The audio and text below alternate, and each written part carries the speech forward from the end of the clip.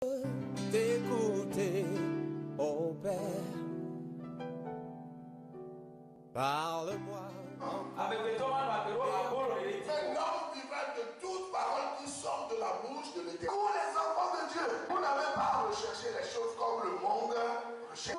Vous êtes le royaume de Dieu. C'est l'heure de l'émission C'est encore possible, présentée par le pasteur Jean Coueté de l'église La Mission évangélique de la principale de l'Angle, MEPA, chaque jeudi à 20h sur la RTDS. L'église évangélique de la principale de l'Angle est située à Bekota, non loin du lycée Bekota, en face de la clinique Notre-Dame de la Miséricorde. Programme de la semaine. Dimanche de 9h à 11h, culte d'action de grâce. Mercredi 18h à 20h30, culte d'enseignement et d'intercession. Audience du pasteur chaque lundi à partir de 9h. Vous êtes richement bénis. C'est plus que l'or, mieux que le diamant, mieux que de l'argent. Bonsoir à vous tous et à vous tous. Que la paix du Seigneur soit avec vous. Nous sommes encore au studio. Voilà, commencer notre enseignement. Voilà, vous comprenez le geste déjà. Moi, je ne vais pas utiliser le langage de bois. Il y a tout le temps pour les gens. Il y a bien à voler ça, il y a des moyens de couler.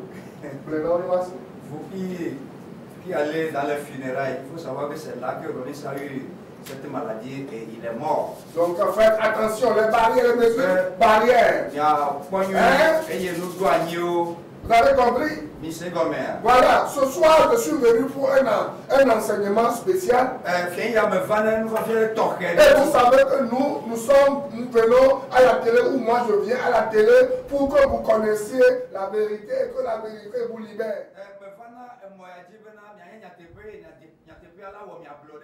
Donc c'est pour cela que je suis venu encore ce soir. Et nous sommes en train de voir l'évangile de la peur, le faux évangile que les gens sont en train de vous distiller. La Bible est l'occultisme.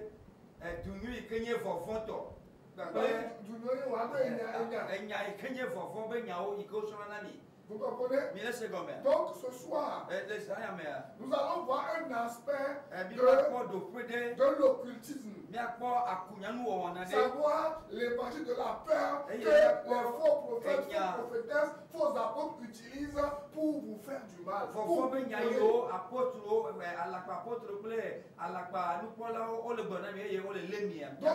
je prie déjà, je remets l'enseignement de ce soir entre les mains du Seigneur. Écoute, entre les mains du Seigneur. Des millions de gens soient sauvés ce soir au nom de Jésus. Laissez-moi vous dire une chose. Notez ça. Dès lors que vous faites croire à quelqu'un qu'il est en danger de mort, vous en faites ce que vous voulez. Cette personne devient votre proie. Non, tu n'as pas de la facu, mais Agnès et les camarades, et nous que Dieu a, on l'a tenu au couteau à Merabé. Elle a pas à mer, elle est bon, écoute. Et ma soeur, bon pour ma bébé n'y a mon blonde, que bon, ma oubenya. Ils ont détruit une famille avec le main de la terre. Suivez et nous reviendrons là-dessus. Voilà, suivez la vidéo. Puis Mburu Audrey Fabiola, nous avons une situation chaotique à notre niveau dont nous avons besoin que le gouvernement gabonais nous vienne en aide. En fait, il s'agit de la chrétienté au Gabon. Il y a quelque chose qui ne va pas. Bon, si je suis là, c'est parce qu'il y a de cela 7 ans, je suis arrivée avec mon aîné dans une église de la place qui est le combat spirituel à Kingele, chez la prophétesse Danielle Déborah, nommée de son vrai nom, elle s'appelle Célo Brigitte. Alors nous sommes arrivés là-bas par le canal d'un frère, d'un oncle, le dénommé mon beau ange Patrick. Et nous avons fait la connaissance de la prophétesse qui va nous assurer l'amour de Dieu, qui va nous assurer qu'elle priait le véritable Dieu. En fait, quand on arrive dans cette église, nous sommes abattus parce qu'il y a mon aîné qui avait perdu son mari. Il y avait de cela 4 ans, il est décédé en 2008. Et face à cela, vous connaissez comment sont les familles, donc on était un peu délaissés. Ma grande sœur avait 3 gosses en ce temps-là, et moi j'avais 2. Et quand on arrive là-bas, on s'est familiarisé avec la prophétesse, avec les membres de l'église, c'était bien. Mais je vous assure qu'à une certaine époque, on a vécu un calvaire. Ça n'allait plus. On avait pris 2 jeunes filles qui vivaient dans l'église, il y a une qui est décédée aujourd'hui. Quand on garde ces filles-là, la prophétesse, en fait, elle avait le contrôle sur tout. Elle voulait connaître tout ce qui se passe dans les vies de tout un chacun de nous. Il fallait qu'on lui dise tout. Si elle apprenait qu'on a posé un acte sans qu'elle n'ait au courant, ça devenait un problème. Et du coup, on a pris les 2 filles, on les a gardées à la maison. La prophétesse a été mise au courant, je ne sais pas par qui. Elle va nous appeler dans son bureau, avec le frère dont je venais de citer le nom, pour nous dire que parmi les 2 filles, il y a une qui a un fils, et ce fils sort en vampire, de manière à ce qu'il a emmené le fils aîné de ma grande sœur, déjà en sacrifice dans le monde des ténèbres. Et dans 3 jours, celui-ci mourra. S'il vous plaît, on avait déjà perdu le mari de la grande sœur. C'était difficile pour nous de savoir que notre fils aîné devait mourir. On a pris peur. Il fallait absolument écouter ce que la prophétesse nous disait parce que pour nous, elle était servante de Dieu. Alors elle va nous demander de mettre les filles dehors et faire un sacrifice. On avait pris 700 000 francs qu'on a mis dans l'enveloppe, on a donné à la servante de Dieu pour la vie de l'enfant. Et par la suite, quand elle passait par chez nous, elle est allée chez le frère, Ange Patrick, qui habitait juste devant. Et à leur retour, le frère va lui présenter notre demeure, que voici où tes filles habitent. Elle dira non, ce n'est pas possible, Dieu ne peut pas avoir donné à ces filles-là tout cela. Et c'est ainsi qu'elle va rentrer en scène, elle va mettre tout un plan en scène et nous appeler pour nous dire que voici, les maisons sont hantées, les maisons que le mari de ma grande sœur a laissées sont hantées, il faut qu'on s'en débarrasse, en fait, il faut qu'on vende, sinon on perdra les enfants. Et nous, et nos enfants, nous mourrons. Ça a été un autre traumatisme, un autre choc. Beaucoup de personnes dans l'église pouvaient témoigner qu'à chaque fois que je prenais le micro, que je chantais, parce que dans ce ministère, j'étais chanteuse, je passais mon temps en train de pleurer. C'est qu'elle nous disait en apartheid. Quand j'arrive à l'église comme ça, parfois elle va se dire que Dieu est fâché, Dieu va tuer. Automatiquement, je pense à mes enfants, je pense à mon aîné, je pense à moi-même. Et puis ça n'allait pas. Je chantais tout le temps en larmes parce que je me posais des questions que Seigneur, où es-tu? Et puis le temps va arriver où elle va nous remettre l'argent pour faire des prospectus, où il fallait vendre les maisons. On avait 6 maisons parce que le mari de ma grande sœur avait laissé 6 maisons, 3 en Zion et 3 au bas de Guégué. Elle va nous remettre l'argent pour qu'on vende les maisons. Alors, elle nous a remis 30 000 francs avec un autre frère qui intervient. Entre-temps, le frère Ange Patrick vivait déjà avec nous dans la maison. Et on va vendre la maison, les maisons du haut de Guégué, à 21 millions. Quand on vend les maisons à 21 millions, cette servante était au courant de tout. Elle nous mettait la pression. Les filles allaient récupérer le chèque, prenez le chèque, allez récupérer l'argent et vous venez directement chez moi. Voici comment on remet 1 million dans les 21 millions, on remet 1 million aux démarcheurs. 20 millions, on récupère en main propre, on va directement chez elle. Elle habite à ONG. Quand on va à ONG, c'était la toute première fois que nous entrons dans sa chambre. Nous étions déjà arrivés à ONG, mais pas dans sa chambre. Et ce jour-là, quand on arrive dans sa chambre, elle va être très contente de nous ce jour-là. Les filles, vous êtes des filles bénies. Elle va sortir 2 valises de vêtements et de chaussures. Elle va nous remettre d'abord des chaussures et après des vêtements. Par la suite, elle va nous poser la question, vous donnez combien à Dieu? Nous connaissons la loi biblique. On a décidé de payer la dîme qui était de 2 millions 100 sur les 21 millions. Aussitôt qu'on le lui a dit, elle est rentrée dans une carapace. Elle a commencé à dire, Seigneur, pardon, ne tue pas ces filles. Il faut dire qu'elle nous disait ça tout le temps, que Dieu va nous tuer parce qu'on est désobéissante, on ne veut pas vendre les maisons, le Seigneur n'est pas content, il est fâché contre nous. Et comme ça, quand elle va commencer à faire des prières de supplication, de repentance, à implorer la miséricorde de Dieu, nous, subitement, dans la peur, la panique, on va également rentrer et demander pardon à Dieu. Et par la suite, elle nous dira, les filles, le Seigneur a dit, il prend 15 millions. On n'a pas cherché à comprendre. On a laissé déjà les 20 millions étaient avec elle en main. Elle tenait ça en main, elle enlevait 15 millions. Il restait 5 millions. Sur les 5 millions, elle a commencé à faire des calculs. Il faut dire qu'elle nous avait dit qu'on vend les maisons et les constructions des autres maisons devaient se faire.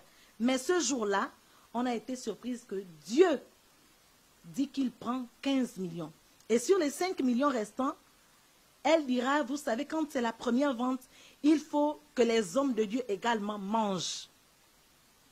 Et par la suite, on va lui demander, on lui dira que maman, comment elle dit non, je vais remettre, elle est mariée, elle vivait avec un certain Okubi Alain Christian, d'ailleurs qui est parti de l'église, on ne sait même pas pourquoi, il est parti en 2015. C'est qu'elle est restée à nous dire face à ce monsieur, vraiment c'est chaotique, que le monsieur voulait la tuer. Donc pour nous, quand elle nous avait dit que il fallait que les hommes de Dieu mangent, elle nous avait dit qu'elle devait remettre à son époux 300 000, à ses collaborateurs 300 000, en fait tous 300 000, 300 000. Quitte à nous maintenant, nous allons lui dire que maman, mais on a déjà vendu les premières maisons, il nous reste que ce qui en ont. La scolarité des enfants, on fait comment, il nous faut au moins un terrain. Elle va dire, le Saint-Esprit va payer l'école des enfants. Messieurs et dames, s'il vous plaît, elle avait encore nos 5 millions en main sur les 20 millions. Et c'est dans cet argent qu'elle va enlever 1,1 million qu'elle va nous remettre pour l'école des enfants, disant que c'est le Saint-Esprit qui paye l'école des enfants. Ce qui veut dire que dans sa tête, les 20 millions étaient déjà pour elle. Et par la suite, on lui demande le terrain. Elle va nous prendre, nous emmener à Kanda, là où il y a un terrain de la synagogue, que toute l'église a cotisé pour acheter la synagogue pour construire l'église. Et là-bas, elle va se mettre en aparté avec une femme, la femme d'Obamtung, j'ai oublié son nom en fait. Elle va parler avec la dame et après elle reviendra vers nous, va nous montrer le terrain à distance, voici votre terrain. D'accord, c'est loin de l'Éternel. Je vous assure que jusque-là, on ne s'était pas rendu compte du gouffre dans lequel on était. Pour nous, on était voilés en fait. Et elle va remettre à ma grande sœur 400 000. Moi, elle va me remettre 200 000. Elle va remettre 200 000 qu'on va aller donner à l'homme de Dieu qui vivait avec nous, Ange Patrick. C'est ainsi qu'on sort de la maison de cette dame avec 1,9 million sur les 20 millions. Quand on rentre à la maison, on remet à l'homme de Dieu, Ange Patrick, il va refuser cet argent. Il dira, je ne prends pas cet argent, c'est dommage. Comment se fait-il qu'elle peut partager votre argent? C'est l'argent des orphelins. Nous, dans la peur, on va lui dire que non, on ne veut pas avoir des problèmes avec Dieu. En fait, on ne l'avait même pas expliqué ce qui s'était passé là-bas. On avait gardé parce que nous, déjà, on était en mauvaise posture avec Dieu, parce que Dieu était tout le temps fâché contre nous, d'après les dires de la prophétesse Daniel Déborah. Et ça n'a pas mis du temps. La première vente s'est faite en 2015. Au bout de peut-être 2 ou 3 mois, il y a une histoire de complot qui soit sorti contre la prophétesse dont moi j'en faisais partie et l'homme de Dieu également qui vivait avec nous. Il fallait dans cette histoire de complot qu'on paye 2 taureaux. La dame avait dit, la prophétesse avait dit que Dieu avait libéré les trolls pour nous rendre fous et folles. C'est-à-dire, moi, je devais être folle et l'homme de Dieu devait être fou parce que pour elle, elle estimait qu'on lui a manqué de respect. On a outragé loin de l'Éternel. Je vous rappelle bien que c'était une histoire abracadabrante. Il fallait qu'on paye les taureaux. Ce jour-là, il y avait la pluie. Je me rappelle, j'ai pris ma petite sœur et nous sommes allés au baie des bœufs, des moutons vers Mindoubé. Il y avait la pluie. Quand j'ai demandé le prix d'un seul bœuf ou je ne sais pas trop quoi, ils m'ont dit c'était 1,3 million. J'ai dû m'asseoir ce jour-là parce que j'ai vu ma vie était finie, n'ayant pas de travail. Ma grande sœur embêtée, disant mon Dieu, j'ai perdu déjà mon mari. Voici, je vais perdre ma petite sœur, elle va devenir folle. On était dans le monde, ma petite sœur n'avait pas de séquelles. C'est en Christ maintenant qu'elle deviendra folle. Ma grande sœur avait commencé à faire de ménage pour voir tout ce qu'elle avait dans la maison pour pouvoir vendre. Je vous assure que télévision, congélateur, ça n'atteignait même pas 400 000. Mais il fallait chercher au moins 1 500 000 pour payer les taureaux. Alors, la dame va dire ça, la prophétesse dira ça à l'église, toute l'église va cotiser. Donc, moi-même, personnellement, j'avais pu avoir 200 000 de mes appareils que j'avais versés. Je ne sais pas à combien de millions les 2 taureaux avaient été, à combien de millions on avait versé dans l'église, mais elle avait dit que ça devait aller, si c'est sur les rails écrasés ou quoi, jusqu'aujourd'hui, on ne connaît pas la suite où cet argent des taureaux sont passés. Et en ce temps-là, il y a beaucoup de personnes. C'est la même période où le frère Ange Patrick est parti de l'église, ainsi que son mari et beaucoup d'autres. Mais quand ceux-là sont partis de l'église, la dame est restée à nous raconter tout un tas de choses, surtout sur son mari. Son mari voulait la tuer, c'est un sorcier, il travaille avec le pouvoir en place, avec Ali Bongo, tout un tas d'histoires. C'était vraiment compliqué pour nous, on ne savait plus où donner de la tête. Et comme elle-même, elle disait, elle est vraiment la parfaite, s'il faut dire, hein, en ce qui concerne les hommes de Dieu au Gabon, elle est la meilleure. Donc, à part elle, il n'y a pas d'autre homme de Dieu qui puisse porter le flambeau pour pouvoir dire quelque chose à Ali Bongo, le président. Bon, après tout cela, elle va revenir à la charge encore vers nous, nous disant, mes filles, vous êtes assez têtues. Si quelque chose arrive à mes petits-fils, je vous tue de mes propres mains. Elle va me le dire, moi et ma sœur.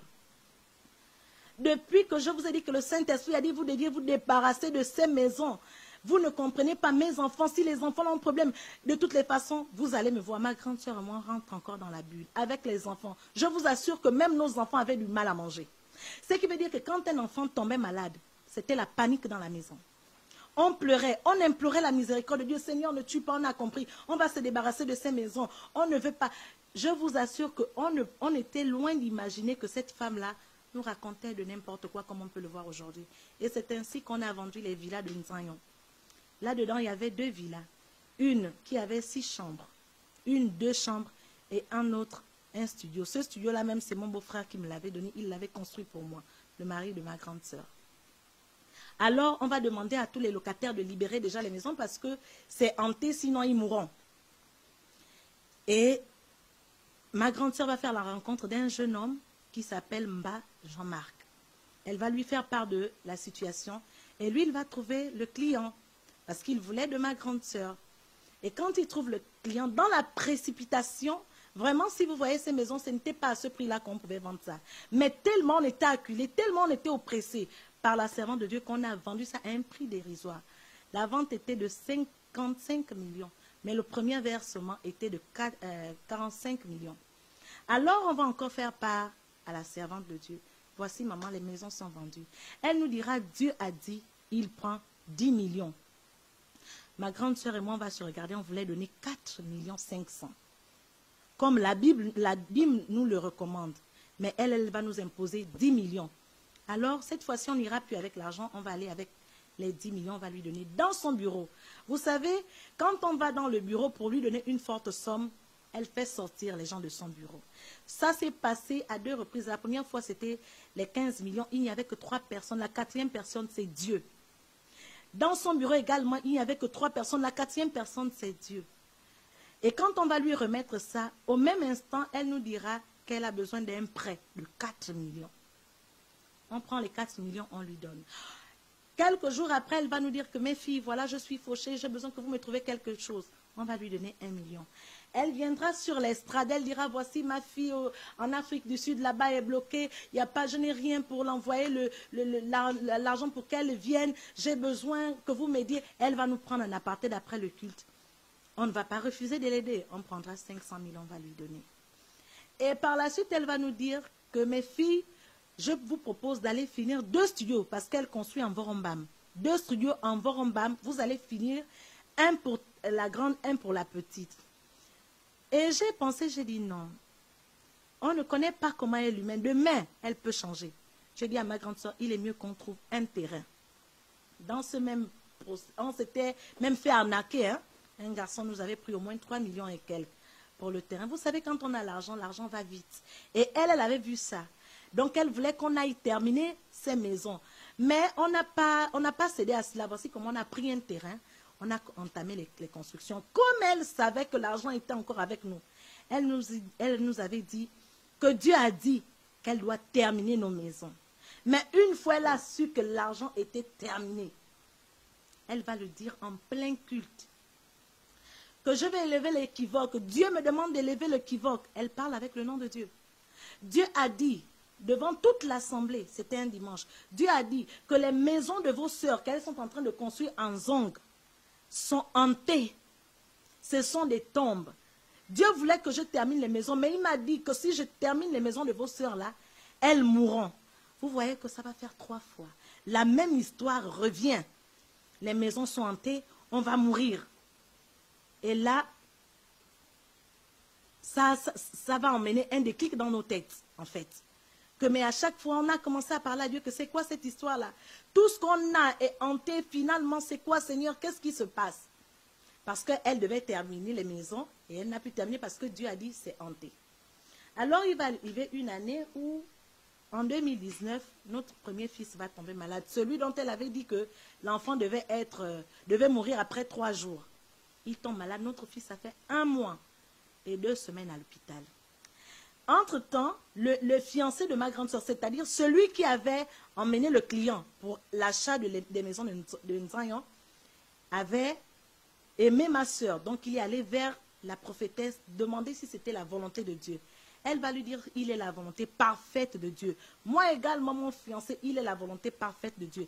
Il fallait faire alors ce qu'on appelle la dot du Saint-Esprit dans l'église. Parce que là-bas, la dot du Saint-Esprit, elle est pratiquée. Toutes ces choses, on n'avait pas connaissance que ce n'était pas biblique. On obéissait à cette femme au doigt et à l'ongle. On ne pouvait pas lui... Dans cette église, personne ne peut lui dire non. Dès que tu dis non, tu deviens ennemi pour elle. Alors, le fiancé de ma grande soeur va faire la dot du Saint-Esprit. Il va lui envoyer 700 000 francs. Elle sera très contente. Elle va lui dire que voilà, il faut que tu payes aussi le matériel. Hein, tu viens de dire, il dira non, il n'y a pas de souci. Mais je vous assure, le mien, mon fiancé, l'avait clairement dit que je ne ferais pas cela. Je n'ai pas d'argent pour faire ça. Je vous assure que là, il est devenu son ennemi. Elle a commencé à me dire que c'est un sorcier. Comme il est altogovéen, il va me tuer. Il est dans le Njobi et tout un tas d'histoires. C'est un démon. Le Seigneur lui a révélé que c'était un sorcier. Alors je vous assure que je fais vivre à ce gars-là un calvaire qui ne dit pas son nom. Parce que pour moi, c'était la servante de Dieu. Quand il me disait, je dis, papa, non, je ne veux pas. Le Seigneur a révélé à un moment, toi, tu es un démon. Vraiment, c'était compliqué. Et ce gars-là tenait beaucoup à moi. Mais il a souffert. Alors, par la suite, quand l'enfant de ma grande sœur tombe malade, la servante de Dieu va lui dire que c'est son fiancé qui a fait la dot du Saint-Esprit, son fiancé qui était la volonté parfaite de Dieu, qui est sorcier, qui a emmené l'enfant, le même enfant qui devait mourir dans 3 jours dans le monde des ténèbres. En complicité avec qui? Son mari qui est Okubi Alain Christian, qui est sorti de l'église. Avec mon beau Ange Patrick, qui est sorti de l'église. C'est-à-dire toutes les personnes qui sont sorties de l'église, nos parents, les esprits avec lesquels le mari de ma grande sœur travaillait, qui avaient hanté les maisons pour chasser cet enfant. Je vous assure que même dans l'hôpital, si vous partez aujourd'hui à la clinique La Vie Verte, vous demandez l'histoire d'un petit garçon métis où je me présente, ils vont vous dire que cette fille est folle. Parce que même quand le médecin voulait injecter l'enfant, je faisais des prières. Je disais au médecin, pas question. Je prie d'abord, si tu es sorcier, tu meurs tout dessus si tu veux tuer mon enfant. C'était devenu, on a vécu une psychose qui ne disait pas son nom. Et c'est comme ça, on va sortir de l'hôpital, on va aller jusqu'à El Rafa. Cette dame va envoyer 130 000, qu'aujourd'hui toute l'église sait que c'est elle qui a payé l'hôpital de l'enfant. Toute l'église aujourd'hui connaît que c'est elle qui payait les études de nos enfants. Elle n'a jamais payé les études de nos enfants. C'était avec notre propre argent. Parce que dans les 4 millions qu'on va lui prêter, elle ne pourra plus nous rendre cela. Alors ma grande sœur lui dira, maman, dans ce cas, je préfère que tu payes l'école des enfants avec. Elle a payé l'école des enfants 4 millions là, en une seule année. En 2018, 2019, elle n'a pas payé l'école parce qu'il y a un qui n'a pas terminé l'école. Et l'école des enfants, tenez-vous bien, c'était 15 000 francs le mois. Les 4 millions pouvaient finir en 2018 là. Pour combien d'enfants? 2 enfants. Je vous assure que face à cela, quand on sort de l'église, avec cette histoire de feu étranger, dans cette église, hein, tu veux te marier, tu fais la dot du Saint-Esprit, tu fais une offrande à Dieu. Tu veux payer le terrain, ton terrain à toi, tu dois d'abord faire une offrande à Dieu. Tu veux construire ta maison, tu dois d'abord faire une offrande à Dieu. La dot du Saint-Esprit, là, elle est imposée à tout le monde. Tu viens du dehors avec ta femme déjà mariée, vous deviez faire la dot du Saint-Esprit. Vous êtes dans l'église, fiançailles, vous deviez faire la dot du Saint-Esprit. Elle est imposée obligatoirement. La dame nous a dit que c'était biblique. Mais quand on regarde dans la Bible, il n'y a pas de dot du Saint-Esprit. C'est anti-biblique. Ce qui veut dire que dans ces lieux-là, on n'était pas dans le christianisme, mais on était certainement dans une secte. Dans une secte. Dans la synagogue du diable, en fait. Là-bas, ce sont les humiliations. Tu ne peux pas dire non à la servante de Dieu là. Dès que tu dis non, tu es humilié, tu es exposé. Tenez-vous bien, il y a une jeune fille de nationalité camerounaise qu'elle avait piétiné jusqu'à couper sa carte de séjour. Piétiner cette fille en disant que le Saint-Esprit aujourd'hui te piétine. La fille est sortie de l'église. Et c'est ainsi, quand vous sortez de l'église, vous devenez ses ennemis. Elle demande aux autres, à ceux qui sont restés dans l'église, de ne plus jamais parler avec ceux qui sont sortis, de peur que ceux-là nous ouvrent les yeux, en fait. Quand on sort de l'hôpital, puisqu'elle a déjà dit, le fiancé de ma grande soeur, c'est un sorcier, ma grande soeur ne peut plus aller rester là-bas. Les maisons qu'on a construites, qui sont inachevées, en zong, sont hantées, on ne peut plus aller là-bas. Nous sommes maintenant à la rue, en fait. C'est ainsi qu'elle va nous proposer d'aller rester dans sa maison. Quand on va rester dans sa maison, ce sont les injures jour et nuit. Je vais vous chasser de chez moi. Vous allez errer. Vous allez voir. On devait payer les factures d'eau avec quoi? N'ayant plus de revenus. Même pour manger, quand elle vous donne 100 francs, tout son collège doit être au courant qu'elle vous a donné 100 francs. Même son propre mari, je vous parle de celui qui dormait avec elle dans la maison. Il est là. Et moi, où on se dit toi, hein? Écoutez ce que nous vous disons chaque fois ici. Ça, ce n'est pas de l'évangile. C'est de la sorcellerie. C'est de l'occultisme. On utilise la peur pour détruire votre vie. Et c'est malheureux. Jésus-Christ a dit, fuyez-les. Quittez ces faux apôtres. Venez vers la vérité qui est. Comment vous pouvez laisser une telle personne contrôler votre vie? Et laissez-moi vous dire que dans ce pays, le Togo, ils sont pleins. Ils sont nombreux. C'est soi-disant prophètes et prophétesses qui détruisent les familles, qui détruisent la vie des gens. Mes amis, est-ce que c'est ça, doté du Saint-Esprit? Quelqu'un vend une maison à plus de 100 millions, 90 millions reviennent à qui? À la prophétie.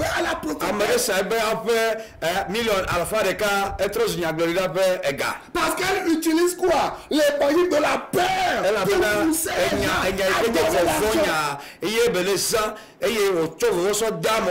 Et si vous allez dans ces églises, vous êtes complice de ces personnes. Et Jésus-Christ a dit, si vous ne vous repentez pas, vous allez mourir dans vos péchés. Vous me comprenez? C'est très important. Je vais continuer la semaine prochaine. Mais sachez que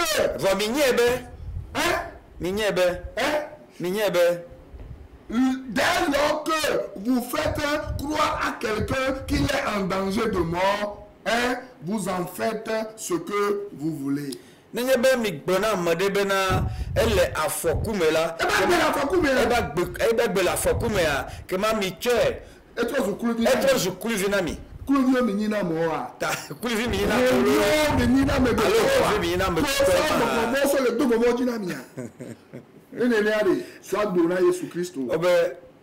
Donne ta vie à Jésus-Christ, c'est comme ça. Pour tes péchés. Et il reçoit le consoleur personnel. Et tu auras la vie éternelle.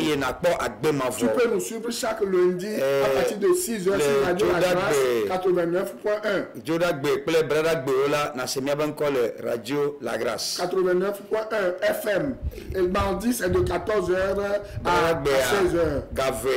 Pour 2 émissions. Gavé, va se gagner. Si vous voulez m'appeler pour d'autres témoignages et pour donner votre vie à Jésus-Christ, pour vraiment Jésus-Christ et les numéros sont devant nous. Que Dieu vous bénisse et à la semaine prochaine. Bye bye. Cette émission vous a été offerte par la mission évangélique de la principale de l'Angle en collaboration avec l'Institut de théologie appliquée MEPA ITA, site à l'étage de l'immeuble La Maison de la Grâce Souveraine de Dieu, en face de la clinique Notre-Dame de la Miséricorde, non loin du lycée de Bekota. He will be my God. Hold me closely to his side. With love and strength. Dieu vous bénisse.